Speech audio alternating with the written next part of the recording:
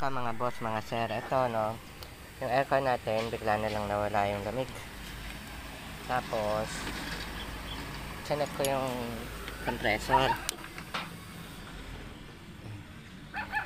compressor. Sa pagkita ko, nawala na tong hub nya sa compressor.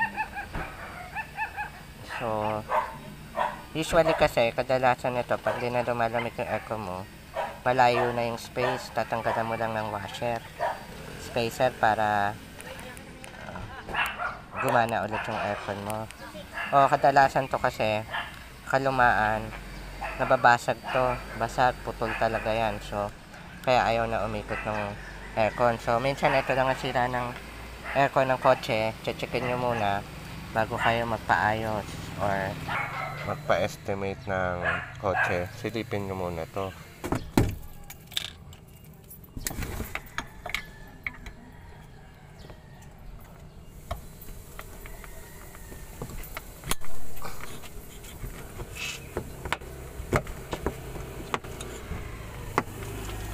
So ayan, kasi bago pa, wala pang space yan. Nakadikit pa, so kailangan lagyan ng spacer. Okay. So ito yung spacer, no, kabit lang natin, lalagyan natin para hindi siya nakadikit.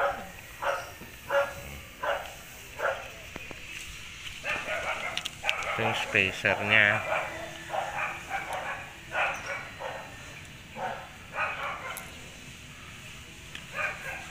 Kasi hindi pwede nakadikit yun, kundi lagi umaandar yung compressor.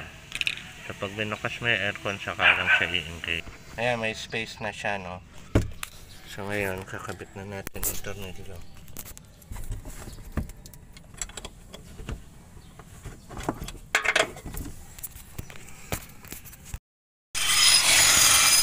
So ayan, oh.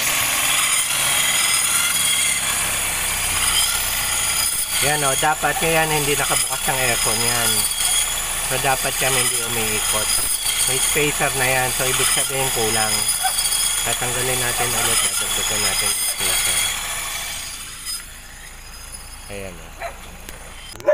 Dapat kasi yun, umiikot lang yun pag naka-on ang aircon. Tatanggalin natin ulit, dadagdagan natin spacer. Bali dalawang spacer. Kasi bago, makapal pa kasi ito eh. Ganun lang.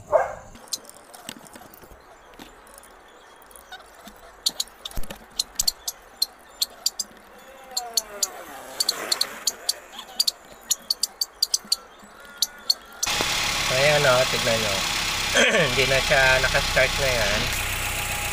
Ayan, nakastart na yan. Tapos hindi na siya umiikot agad kasi nakasara pa yung aircon. Ayan, naka-on. So ayan, naka-on yung aircon. Ayan, so ayan, hindi na siya sumasayad, no. Dapat talaga hindi yan umiikot habang hindi naka-on yung aircon. Kasi ano, on yung aircon.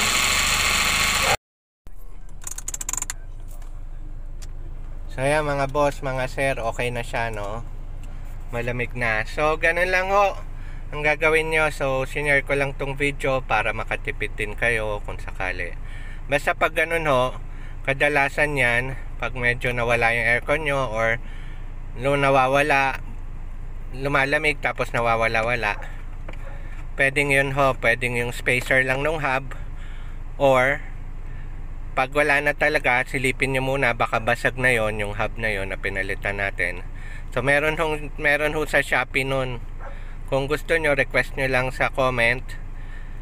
I-share ko yung link nung part sa Shopee. So Toyota Vios Photo. So lahat naman meron yun sa Shopee. Ay, mura lang inabot, 348 lang kasama na delivery. So kung sa kasa yan, ay sa paggawaan ng aircon yan, medyo mahal kasi yung bayaw ko, may Vios siya na Superman 2000, basta yung Superman na Vios, nabasag naman yung ano niya, ganyan niya, sira yung hub niya, kaya nawala yung lamig, ayaw lumamig. Siningil siya sa repair shop ng aircon pala, 5.5. Samantalang yun lang ang papalitan mo, 300 48 pesos lang. Tapos kaya mo na may DIY. Hindi ako nagtanggal ng gulong. Nakita nyo, dinukot ko lang sa gilid. So yun lang po, sana po nakatulong yung video. Marami pong salamat. Please like and subscribe po. Thank you.